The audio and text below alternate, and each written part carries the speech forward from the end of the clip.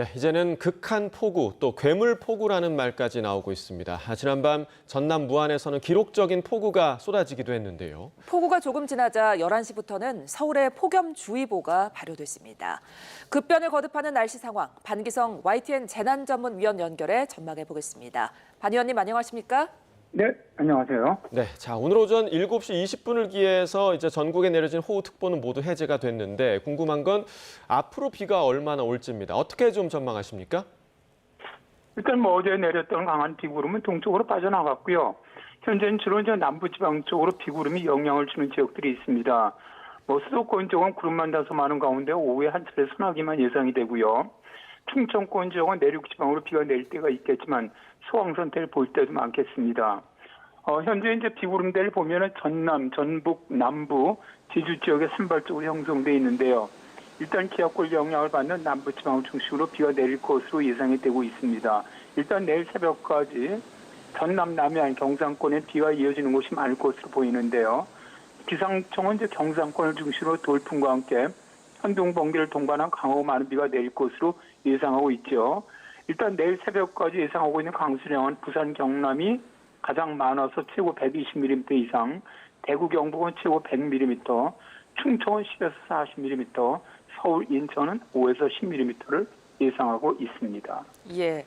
자, 전남 무안에서는 시간당 140mm가 넘는 비가 내렸는데 이 정도면 어느 정도 양이라고 보면 될지, 그리고 이런 극한 호우가 더 내릴 가능성이 있는지도 궁금하거든요.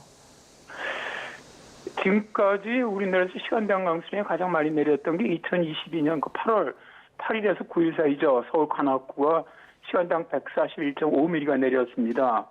이때가 이제 한국의 시간당 강수량 최고 기록을 세웠는데, 서울 같은 경우는 그때 서울시에서 잡는 것이 200년 빈도 강수량 시간당 114mm였어요. 이걸 확 넘어서 버리니까, 그런데 당시에 이제 이걸 분석했던 BBC에서 141mm면은 500년 빈도의 강수량이다. 그렇게 이제 그때 방송을 하기도 했습니다. 자, 이게 세계기상기구 기준에 따르면은 시간당 30mm 이상의 비는 아주 강한 비를 말하고요. 50mm 이상은 매우 강한 비, 100mm 이상은 극한 호우로 세계기상기구는 분류하고 있습니다. 그러니까 시간당 140mm를 넘는 비는 정말로 매우 상상을 초월하는 강력한 폭우 수준이죠. 예. 그러니까 이거는 일상생활에 좀 엄청난 영향을 줄 수 있는 수준으로 도로 침수라든가 건물 침수, 산사 때 엄청난 심각한 피해를 발생시키는 수준이라고 할 수가 있고요. 앞으로 이러한 것들은 결국 지구온난화가 더 심각해지면 심각해질수록 이러한 극한적인 폭우, 이런 현상은 더욱 자주 발생할 것으로 예상이 됩니다. 네, 자, 극한 호우의 기준을 이미 많이 넘어선 폭우의 강수량이다 이렇게 설명을 해주셨는데, 이렇게 기록적인 폭우 뒤에 또다시 지금 폭염이 찾아오고 있습니다. 서울도 오전 11시부터 폭염주의보가 발효됐는데 이 또한 이상기후가 원인으로 봐야겠죠? 그렇습니다. 지금 이렇게 이제 폭우와 폭염이 번갈아 발생하는 이유는 지구온난화죠. 그러니까 이제 기후변화 아주 밀접한 관련이 있다고 보는데요. 일단 이제 제일 먼저 지구온난화로 인해서 대기 중에 수증기량이 증가하면서 강수량이 늘어나는 것인데, 이제 기후학자들이 사실 모델링을 해보면 기온 상승으로나 수증기 증가량으로 이렇게 141mm가 온다고 하기 어렵다고 봐요. 그러니까 이 원인이 도대체 뭐냐. 그러니까 이제 이런 것들이 해수 온도의 급격한 상승도 영향을 주는 것이 아니냐. 또 여기에 이제 최근에 나타나는 대기의 강, 이런 영향도 다 보고 있는데, 어쨌든 이런 것들은 다 기후변의 영향으로 보고 있고요. 다음에 이제 두 번째, 어떻게 보면 북태평양 고기압의 어떤 특정 기압 패턴이 약화되면서 혹은 강화되면서 폭염을 혹은 폭우를 유발하는 기상 조건이 만들어지는 건데요.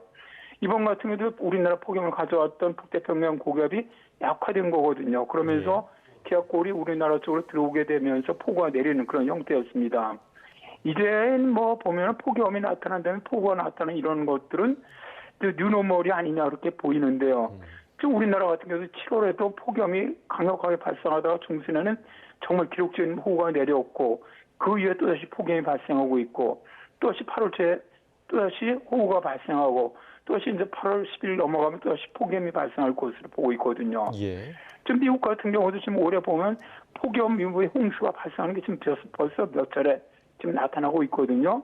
이런 것과 상당히 비슷한 것이라고 생각합니다. 예, 폭우 뒤에 폭염이 왔다가 또다시 폭우가 오고 이런 계속해서 내린 비로 집안도 약해졌을 것 같은데 산사태도 대비해야겠죠? 그렇습니다. 지금 일단 산사태를 갖다 우리가 이제 예방하는 방법으로는 가장 큰 게 이제 산림복구 및 사방산업을 통해서 토양 유실을 방지를 해야 되고, 일단 집중호우가 내릴 때 물의 흐름을 조절하는 시설을 설치하는 것이 중요하고요. 사람들은 이제 이런 개발이라든가 산 개발이라든가 벌목, 그러니까 지금 대개 이 산사태가 발생하는 지역이 절개지라든가 사람들이 개발하는 지역에 거의 발생을 하거든요. 그러니까 이런 걸 좀 제한해야 되고요. 산사태 지역 지역에서 활동을 좀 자제를 하고, 또 산사태가 발생할 때 주민들이 어떻게 빨리 대처하느냐, 이런 것들을 갖다 숙지하는 것도 상당히 필요하다고 봅니다. 그리고 산사태가 발생한다면 이제 즉각적으로 정말 주민들이 대처하고 피난할 수 있는 이런 것들도 평소에 좀 숙지를 시키고, 또 지자체라든가 정부에서도 이런 것들을 잘 할 수 있도록 도와주는 것이 필요하다고 생각합니다. 예. 자, 그리고 이제 예상치 못한 이런 극한호우 상황에서 운전을 하시는 분들도 있지 않습니까? 그러니까 이런 상황에서는 운전자들이 좀 어떤 점을 주의해야 할까요? 사실 이 최근에 이제 가장 문제가 되고 있는 것들이 이제 호우가 내리면서 이런 지하차도 예. 혹은 지하 주차장 사고가 많이 일어난다는 것이죠. 근데 이렇게 호우가 내릴 때는 지하차도라든가 지하 주차장 이용 시에는 침수 위험이 매우 높습니다. 그러니까 각별한 주의가 필요한데요. 침수된 지하차도는 절대 진입을 하지 말아야 하고요. 진입을 한 경우 만일 그럼 즉시 차량을 두고 대피해야 하고요. 침수 우려가 있는 지하 주차장 이용은 자제를 하는 것이 좋겠죠. 예. 예. 그리고 만일 침수된 지하철에 부득이하게 진입한 경우가 있거든요. 그럴 때는 차량의 비상 전멸등을 켜서 짐짓 따라오는 차량의 위험을 알리고, 차량보다는 먼저 자신의 안전을 최우선으로 생각해야 됩니다. 그러니까 차를 버려두고 신속하게 대피를 해야 되고요.